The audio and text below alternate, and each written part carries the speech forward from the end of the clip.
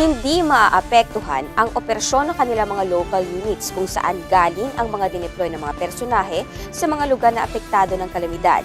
Ito ang ginawang pagtiyak ng pamunuan ng Bureau of Fire Protection sa harap na rin ng posibilidad na baka kulangin sila ng tauhan lalo na kung may mga mangyaring sakulang tulad ng sunog. Admar Vilando mag-uulat.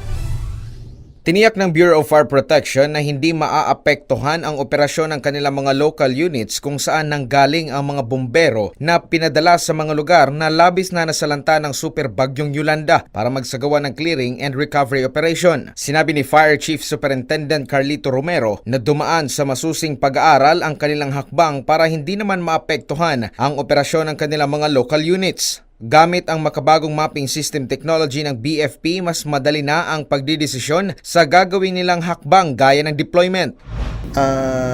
Yung pong ating sistema ng deployment ng ating mga tao ay pinag-aaralan po natin yan at sinigurado po namin na hindi naman po makakapekto yan sa mga lugar na aming dineploy yung mga tao at na pinanggalingan ng source ng aming deployment. Sa kasalukuyan ay may mahigit sa 200 mga BFP personnels ang idineploy sa mga lugar na apektado ng kalamidad. Nagsasagawa din anya ang BFP ng shifting upang matiyak na physically at emotionally ready ang kanilang mga personahe sa mga affected areas.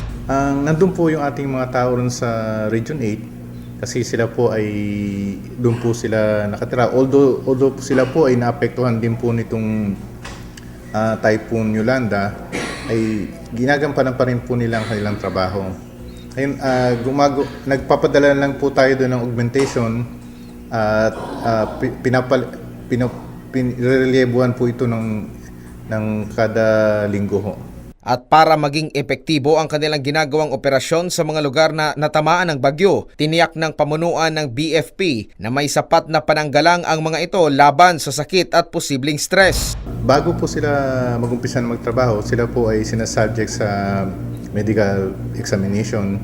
Nabigyan na rin po sila ng mga panlaban sa anumang sakit na maaari nilang maaari silang mahawa doon sa lugar na yun.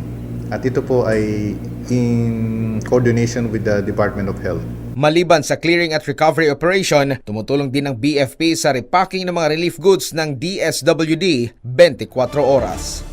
Para sa Newsline Philippines, ito si Admar Vilando, Sunshine Media Network International.